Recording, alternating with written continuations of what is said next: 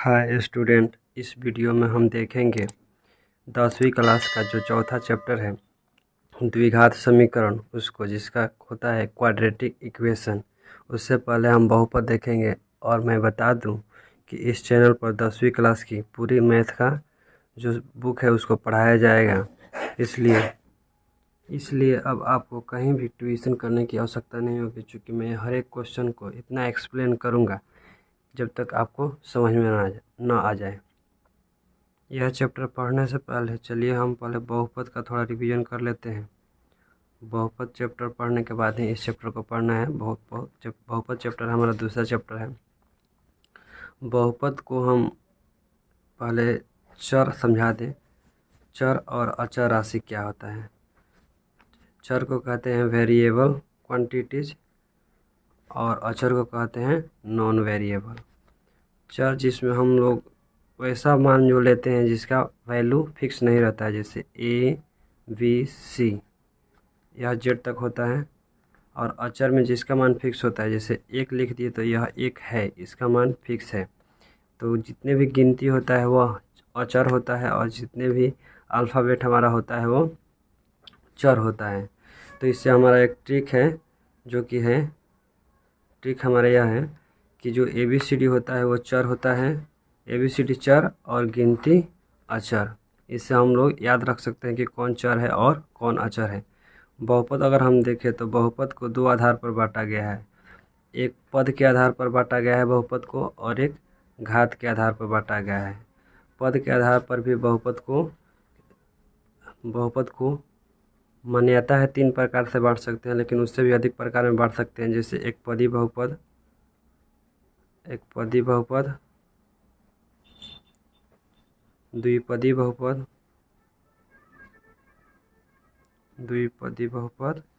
और त्रिपदी बहुपद। चतुर्थपदी भी बहुपद हो सकता है। इसका होता है मोनोनोमियल, इसका बायोनोमियल, इसका ट्रायोनोमियल। तो यह पद के आधार पर होता है बहुपद। जैसे हम लिखते हैं AX लिखे हैं तो इसमें कितना पद है, एक पद है, इसलिए यह एक पदी बहुपद है। उसके बाद यहाँ पर लिख दिए, मान लीजिए AX + B लिख दिए तो इसमें 2 पद है, इसलिए यह द्विपदी बहुपद हो गया। मान लीजिए यहाँ पर लिखें AX² + BX + C, तो यह त्रिपदी बहुपद हो गया। चलिए इसको एग्जाम्पल लेकर बताएं। जैसे यहाँ पर 5 लिख दिया तो 5 यहाँ पर एक पद है, इसके साथ 5x एक पद है, तो यह हमारा एक पदी बहुपद है। जैसे अगला हम लिखें तो 5x + 2 लिख दिए तो इसमें 1 और 2 पद है, तो यह द्विपदी बहुपद हुआ, बायोनोमियल हुआ। और त्रिपदी बहुपद मान लीजिए लिखे 5x² + 2x + 3 यहाँ पर लिख दिया तो यह हुआ त्रिपदी बहुपद। सबसे पहले हम बता दें कि हम द्विघात समीकरण पढ़ने से पहले हमें बहुपद पढ़ना जरूरी है, क्योंकि यहाँ पर एक समीकरण है। तो द्विघात एक बहुपद आता है, द्विघात समीकरण होता है। तो पहले द्विघात बहुपद हम समझाएंगे उसके बाद। और दूसरा जो होता है घात के आधार पर होता है। तो घात के आधार पर देखें तो एक घातीय बहुपद होता है, एक घातीय बहुपद जिसका घात होता है वो 1 हो। जिसका घात 1 होता है उसे एक घातीय बहुपद, और जिसका घात 2 होता है उसे द्विघातीय बहुपद,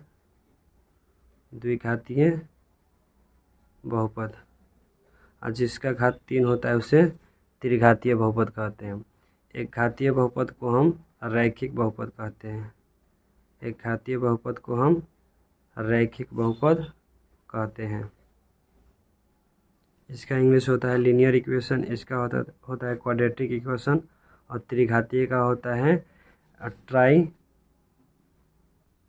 ट्राइपोलिनोमियल या क्यूबिक पोलिनोमियल। रैखिक बहुपद को लीनियर इक्वेशन कहते हैं। यह ऑब्जेक्टिव पूछता है कि जिसका घात 1 होता है उसे कौन बहुपद कहते हैं, तो रैखिक बहुपद कहते हैं। इसको याद रखिएगा, इंग्लिश में भी बोलते जाता हूँ। इसका होता है लीनियर इक्वेशन, इसको कहते हैं लीनियर पोलिनोमियल। चूँकि हम पोलिनोमियल पढ़ रहे हैं, बाद में इसके बाद इक्वेशन पढ़ा जाएगा। तो जिसका घात 1 होता है उसे एक घातीय बहुपद, जिसका घात 2 होगा उसे द्विघातीय बहुपद, और जिसका घात 3 होगा उसे त्रिघातीय बहुपद कहते हैं। एक घातीय बहुपद को रैखिक बहुपद कहते हैं। इतना बात क्लियर है। यहाँ पर जिसमें एक पद होगा उसे एक पदी बहुपद कहते हैं, जिसमें 2 पद होगा उसे द्विपदी बहुपद, और जिसमें 3 पद होगा उसे त्रिपदी बहुपद कहते हैं, और जिसमें 4 पद होगा उसे चतुर्थपदी बहुपद कहते हैं।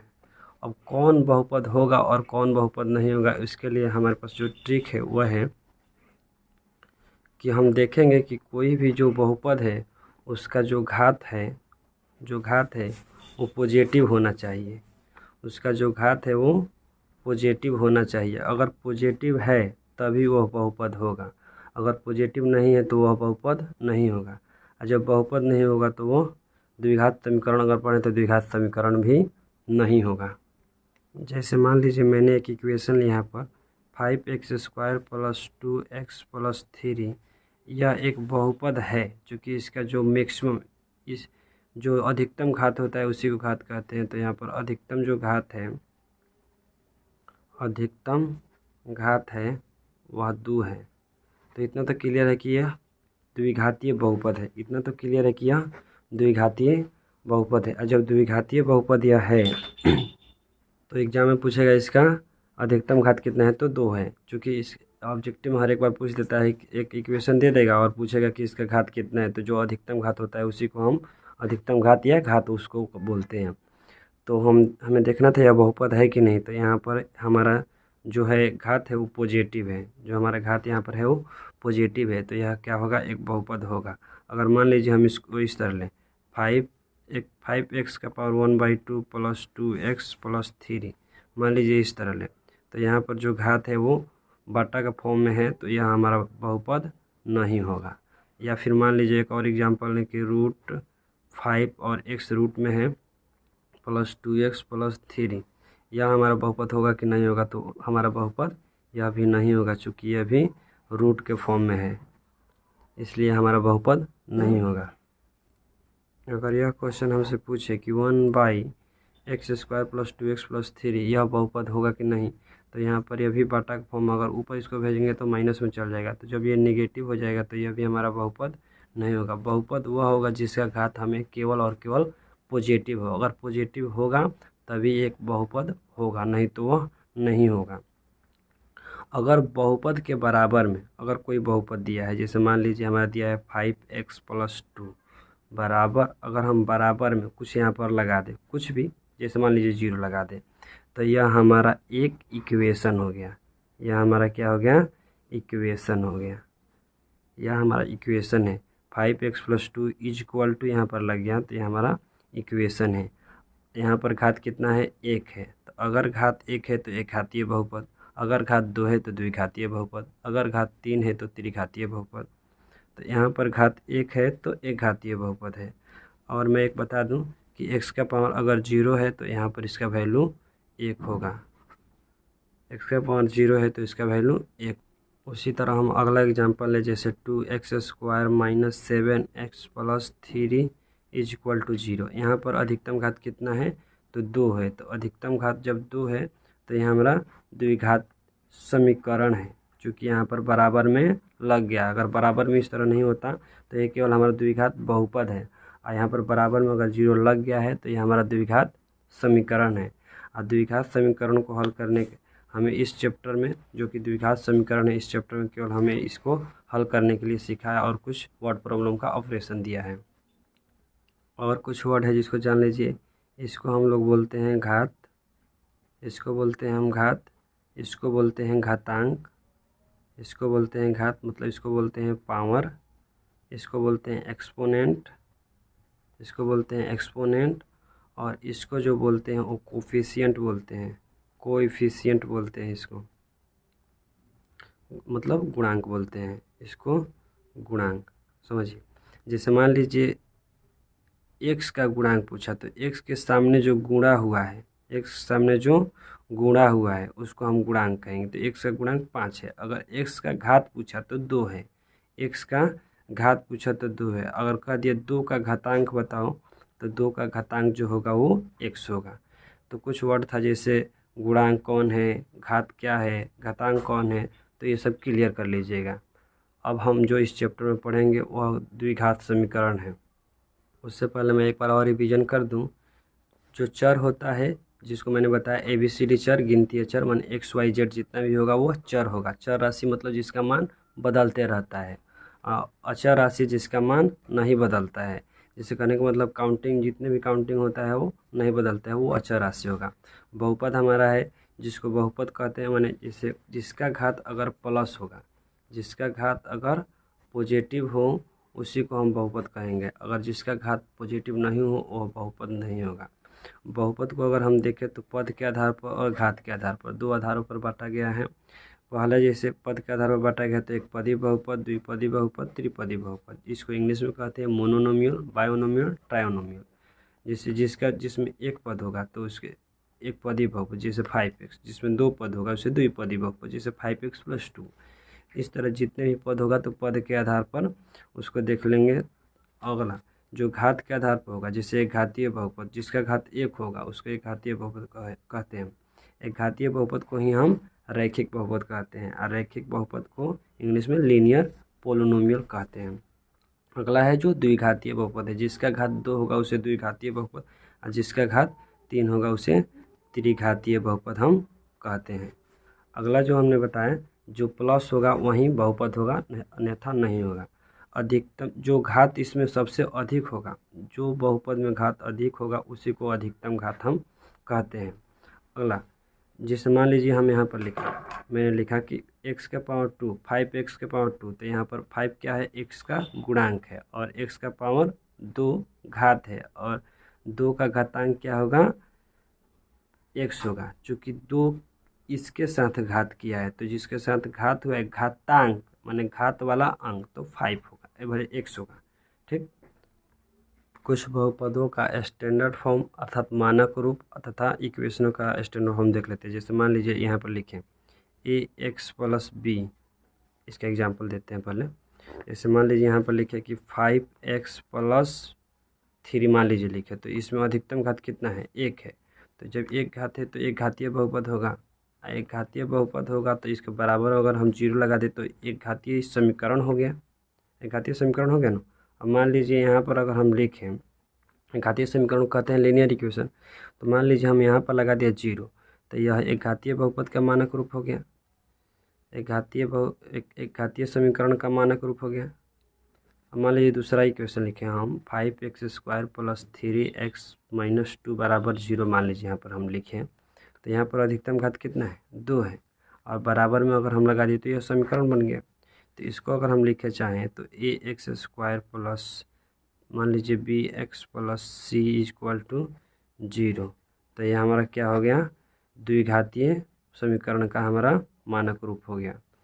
अगर मान लीजिए इसी को लिखे तो ax³ + bx² + cx + d = 0, यह हमारा क्या हो गया, त्रिघातीय समीकरण का स्टैंडर्ड फॉर्म हो गया। तो यह ऑब्जेक्टिव में हर एक बार पूछ लेता है, यह ज़्यादातर पूछता है 10th में कि ax² + bx + c किसका मानक रूप है, तो द्विघात समीकरण का। यह कहता है द्विघात समीकरण का मानक रूप बताएं।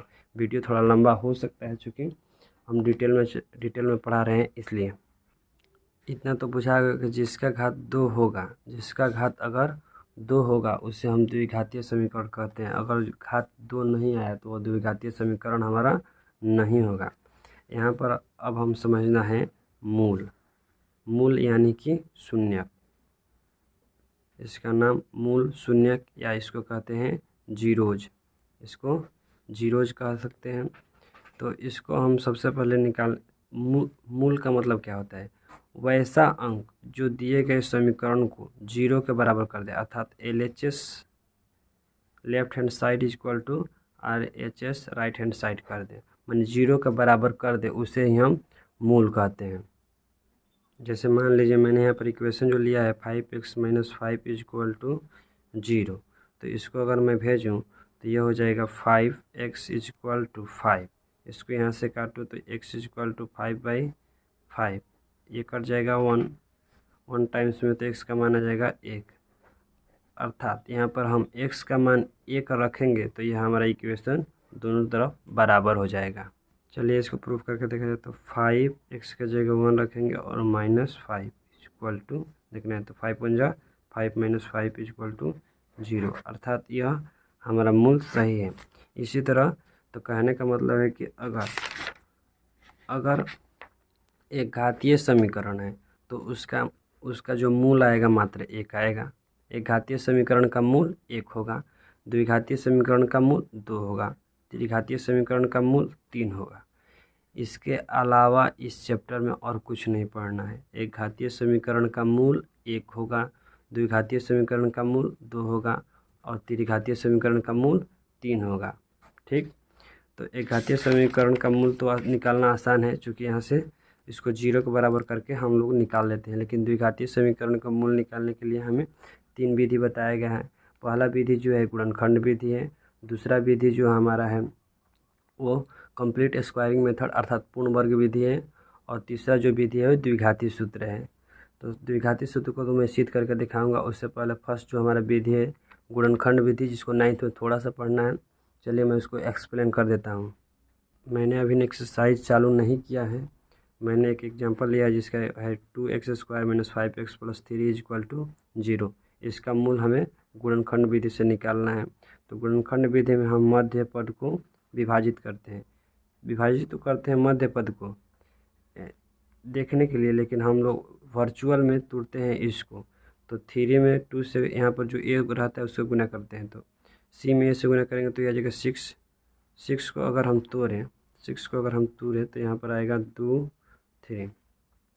कहने का मतलब 5 को इस तरह विभाजित करना है कि जोड़ने या घटाने पर फिर 5 आ जाए, जोड़ने या घटाने पर फिर 5 आ जाए, और इसमें जो गुणा कर रहे हैं उसको यहाँ पर जो गुणा करने पर हमारा फिर जो है ये आ जाए। जैसे कहने का मतलब मान लीजिए हम यहाँ पर 6 आया, 3 2 या 6 आया है, तो मान लीजिए हम लिखे तो 2x² - 3x - 2x, ठीक, +3 = 0 मान लीजिए मैंने लिखा।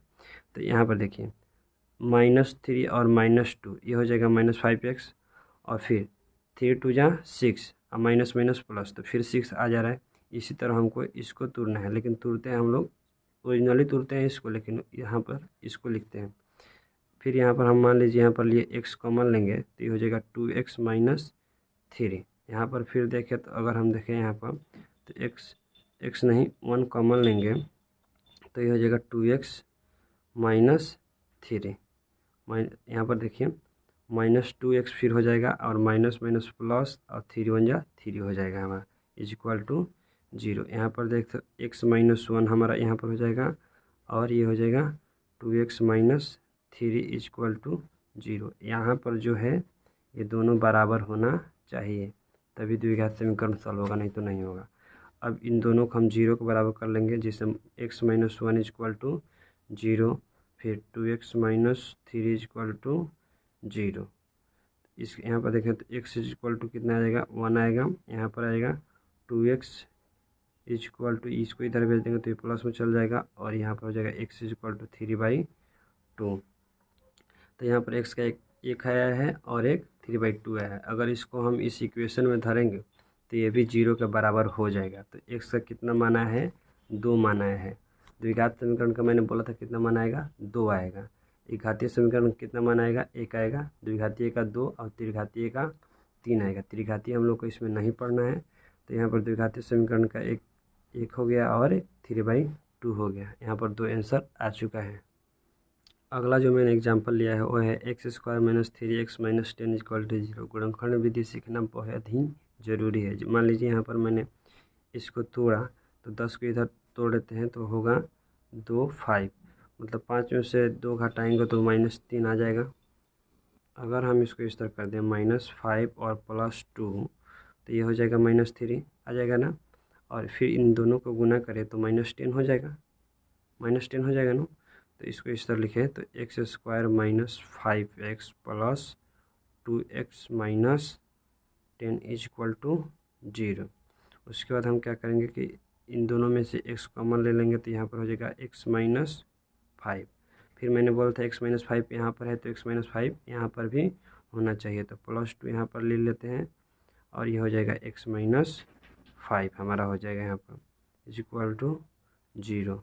आगे थोड़ा सा बढ़ें तो ये हो जाएगा x + 2 ये और ये, फिर उसके बाद हो जाएगा x - 5 यहाँ पर इसमें से कोई एक ले लेंगे = 0। इन दोनों को फिर 0 के बराबर करेंगे तो x + 2 = 0। उसके बाद x minus 5 equal to 0। X का मान यहाँ पर एक आ जाएगा -2, प्लस में तो माइनस में चल जाएगा, और यहाँ पर आ जाएगा एक्स का मान एक प्लस में। तो एक्स का 2 मान आया है, जो कि है एक -2 और एक 5। द्विघात समीकरण है, इसका घात कितना है 2 है, तो एक द्विघात समीकरण है बराबर में है। तो द्विघात समीकरण जब है तो इसका आंसर कितना आ रहा है 2 आ रहा है। एक और गुणनखंड विधि से एग्जाम्पल लेकर दिखा दे रहा हूँ। ये गुणनखंड विधि का लास्ट एग्जाम्पल होगा, उसके बाद हम एक्सरसाइज बनाएंगे। इसको मान लीजिए हमको इसको तोड़ना है, तो इसको पहले 6 2 जा 12, 12 को तोड़ेंगे तो मान लीजिए 3 और 4 होगा। मान लीजिए 3 और 4 होगा, तो अगर 4 में से -4 आप +3 करें तो 4 रुपये का अर्जा में 3 रुपये दे देंगे तो बचेगा 1 रुपया। इसका मतलब -x आ जा रहा है, और फिर दोनों में गुना करने पर -12 हमारा आ जा रहा है। तो हम इसको इसी तरह तोड़ेंगे, क्या करेंगे 6x² -4x, ठीक, अब +3x -2 इजक्वल टू 0। यहाँ पर हम ले लेते हैं 2x कॉमन ले लेते हैं। 2x कॉमन लेंगे तो ये हो जाएगा 3x हो जाएगा, और माइनस यहाँ पर हो जाएगा 2 2 जा 4x हो जाएगा, और 3 2 जा 6x² आ जाएगा यहाँ पर फिर सेम टू सेम यहाँ पर आना चाहिए। तो यहाँ पर हम अगर लिखें तो ये हो जाएगा हमारा 1, और इसको इसी तरह लिख देंगे तो 3x -2 इजक्वल टू 0। उसके आगे थोड़ा सा बढ़ें तो हम इसको और इसको एक साथ लिखते हैं, तो 2x + 1 into 3x -2 equal to 0। अब यहाँ पर क्या करेंगे कि 2x + 1 बराबर 0 कर लेंगे, एक 3x -2 इजक्वल टू 0 कर लेंगे। तो यहाँ पर आ जाएगा 2x इजक्वल टू -1, प्लस में तो माइनस में, और x बराबर हो जाएगा -1/2। यहाँ पर ये हो जाएगा, और इसको करें तो 3x बराबर ये प्लस में चलेगा तो 2, और x का मान आ जाएगा 2/3। तो x का यहाँ पर 2 मान आया है, एक है -1/2 और एक है 2/3। यहाँ पर द्विघात समीकरण का 2 आंसर है। यह हमारा लास्ट एग्जाम्पल था, जो कि बेसिक था। टोटल इसमें खत्म। एक्सरसाइज बेहद ही ईजी है, जो भी यह वीडियो देख रहा है देख लेगा, उसका एक्सरसाइज आसानी से बन जाएगा। मिलते हैं अगले वीडियो में, तब तक के लिए जय हिंद।